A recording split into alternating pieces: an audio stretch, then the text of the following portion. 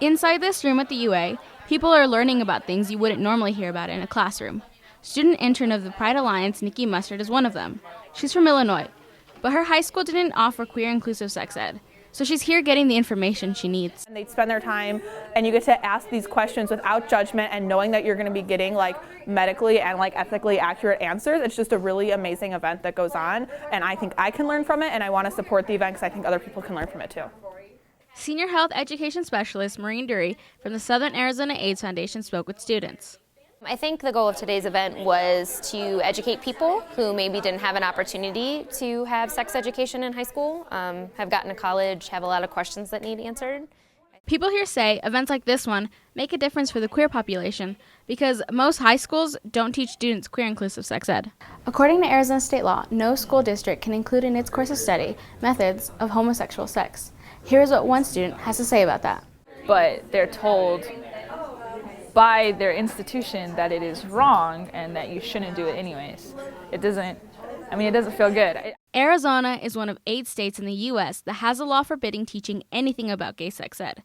The laws are called No Promo Homo laws, which states, in part, no school can promote a homosexual lifestyle or show it as a positive alternative.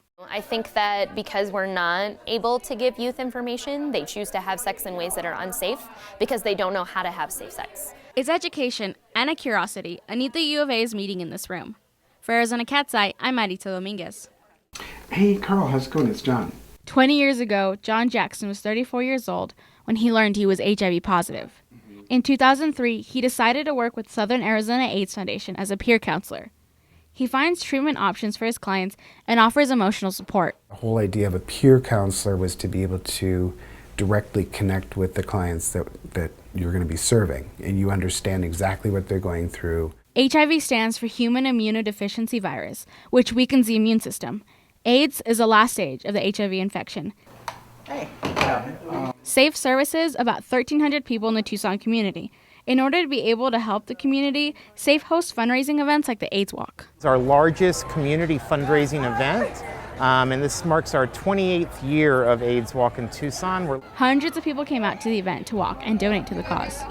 Funds raised by Southern Arizona AIDS Foundation will go to help support those who are afflicted by HIV or AIDS. So far, they have raised $130,000 with a goal of $150,000.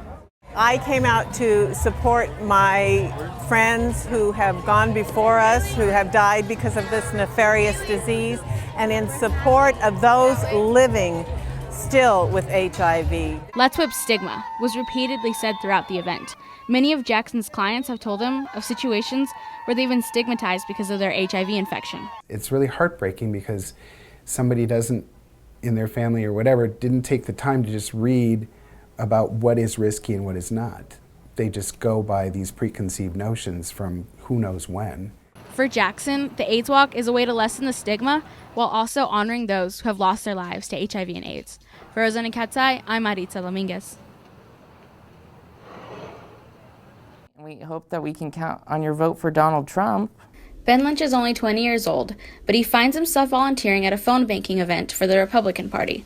Lynch grew up in a Republican household in Tucson and continues to support the GOP. He calls people who are Republican or independent to see what they think about the upcoming election.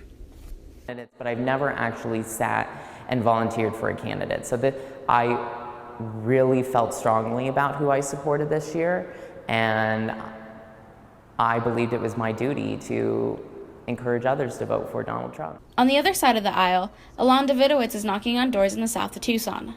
This Tucson native is on fall break from his second year of university at Oberlin College in Ohio. He believes it's important to do more than just vote. That's something that's really important to me, but I haven't done it to the extent that I probably should have in the past. The U.S. Census Bureau shows, with each presidential election, the age group 18 to 29 has the lowest turnout. In the 2012 election, 45% of young voters turned out, compared to the 65 and over age group of 72%. Pima County Republican Party Chairman William Beard says that's mostly because voting isn't a priority for everyone. I think it comes down partly to education, partly to outreach by the political parties. I know in our case we try very hard to connect with not just the folks at the college level, but starting earlier with some of the high school students. Regardless of political opinion, both young men agree that voting is important and that the youth need to get out and vote so their voices can be heard. It's so exciting. I mean, it's honestly, it feels so powerful to actually have your voice heard in the government. Research shows that if youth vote now, they'll continue to do so throughout their life. For Arizona Cat's Eye, I'm Maritza Dominguez.